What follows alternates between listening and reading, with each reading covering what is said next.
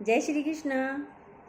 आज बताएंगे क्यों सहदेव ने खाया था अपने मृत पिता का मस्तिष्क और रावण की पत्नी मंदोदरी के पिता ने दिए थे पांडवों को घातक हथियार।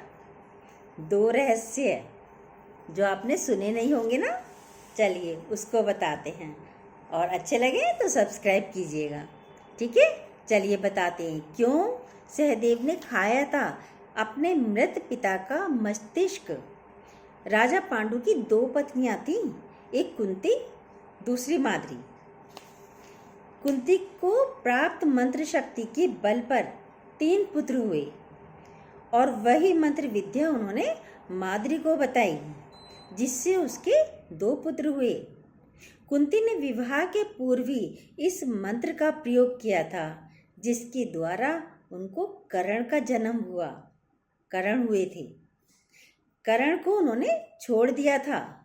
इस तरह कुंती के 4 पुत्र हुए थे और 2 माद्री के हुए थे, तो यानी 6 हो गए थे बच्चे। लेकिन कर्ण को छोड़ दिया था तो 5 पांडव कहलाए। पांचों पांडवों में से नकुल और सहदेव अश्वनी कुमार के पुत्र थे। जब नकुल और सहदेव का जन्म हुआ तब आकाशवाणी हुई कि शक्ति और रूप में जुड़वा बंधु स्वयं जुड़वा अश्वनी कुमारों से भी बढ़कर होंगे।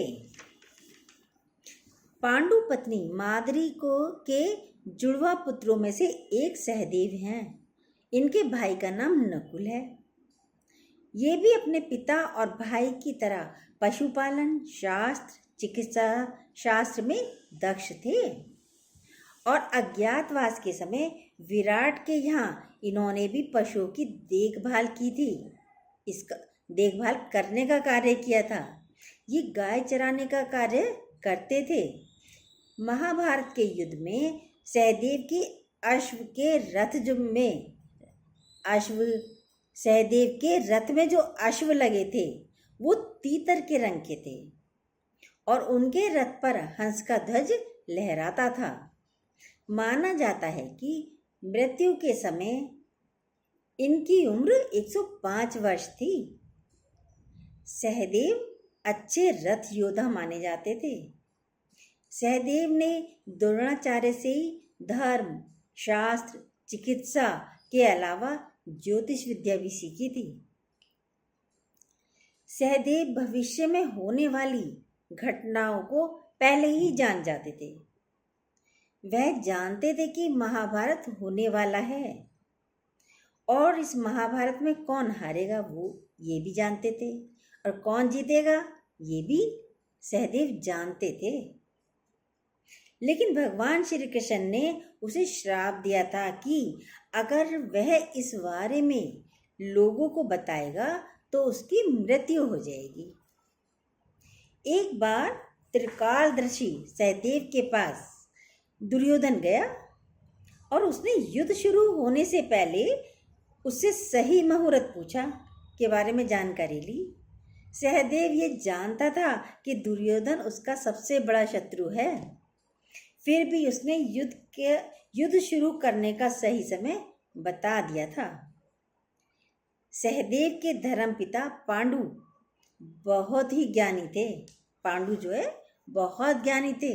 उनकी अंतिम इच्छा थी कि उनके 5 बेटे उनके मृत शरीर को खाएं, ताकि उन्होंने जो ज्ञान अर्जित किया है वह उनके पुत्रों में चला जाए।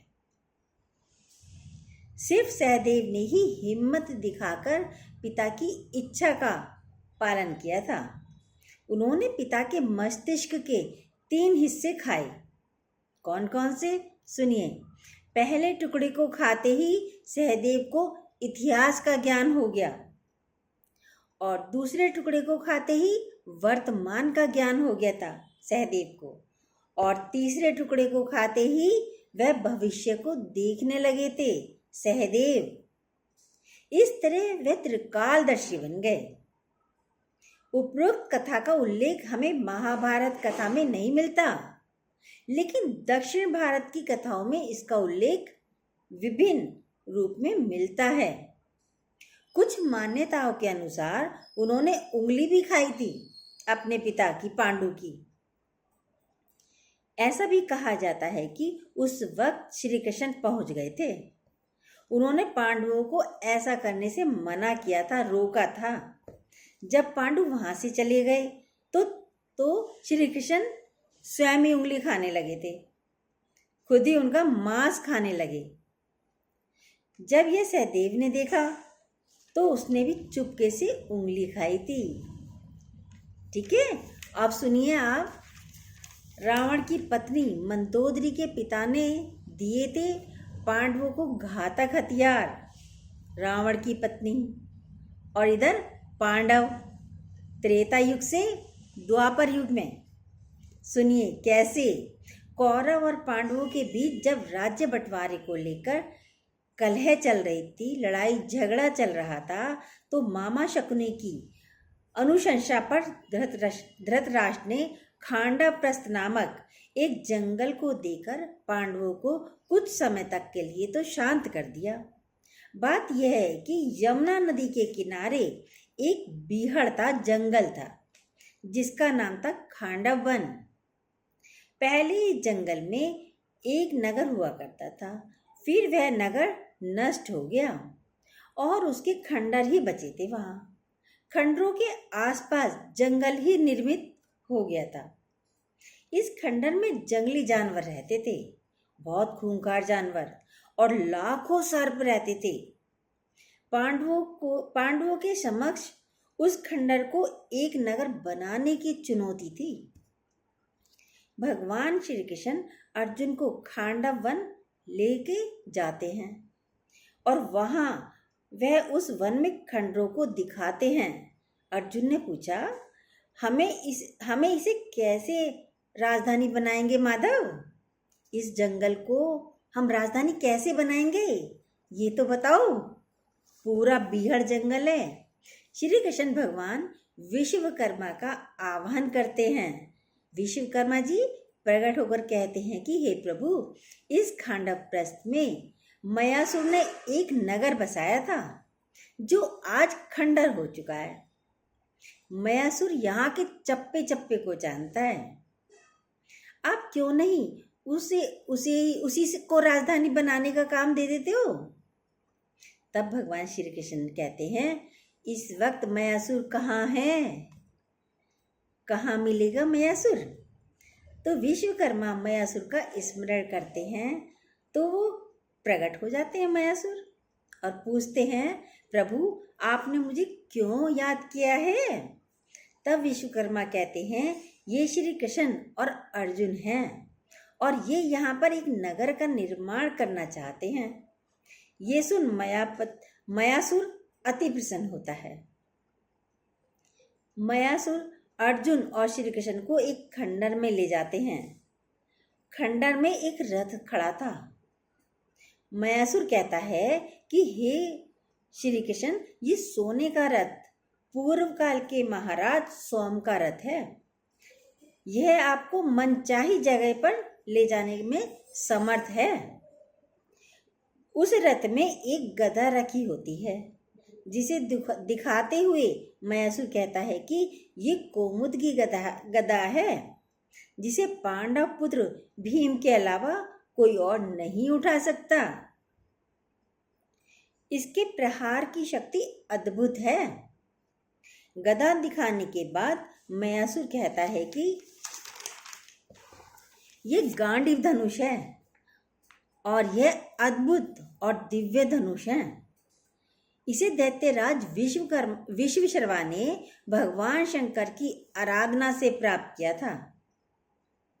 भगवान श्री कृष्ण धनुष को उठाकर अर्जुन को देते हुए कहते हैं कि भगवान श्री कृष्ण धनुष को उठाकर अर्जुन को देते हुए कहते हैं कि इस दिव्य धनुष पर तुम अपने दिव्य बाणों का संहार कर सकोगे अर्जुन। इसके बाद मयासुर अर्जुन को अक्षय तरकश देते हुए कहते हैं कि इसके बाण कभी भी समाप्त नहीं होते हैं। इसे स्वयं अग्निदेव ने दैत्यराज को दिया था। इस बीच विश्वकर्मा कहते हैं कि आज से समस्त संपत्ति के अधिकारी हो गए हो पांडुपुत्र। अंत में श्री कृष्ण कहते हैं कि मयासुर, हम तुम्हारी कृपा का प्रतिदान तो नहीं दे सकते, पर वचन देते हैं कि जब भी तुम संकट काल में स्मरण करोगे हमें, तो मैं और अर्जुन तुरंत ही वहां पर पहुंच जाएंगे। मयासुर ये सुनकर प्रसन्न हो जाता है। बाद में विश्वकर्मा और मयासुर मिलकर इंद्रप्रस्थ नगर को बनाने का कार्य करते हैं। कहते हैं कि गांडीव धनुष अलौकिक था। यह धनुष वरुण के पास था। वरुण ने इसे अग्निदेव को दे दिया था और अग्निदेव से अर्जुन को प्राप्त हुआ। यह धनुष देव, दानव, गंधर्वों से अनंत वर्षों तक पूजित रहा था। ये किसी भी शस्त्र से नष्ट नहीं हो सकता था। लाखों धनुषों का सामना कर सकता था। ये जो भी इसे धारण करता था उसमें शक्ति का संचार हो जाता था। अर्जुन अक्षय तरकश के बाण कभी समाप्त नहीं होते थे।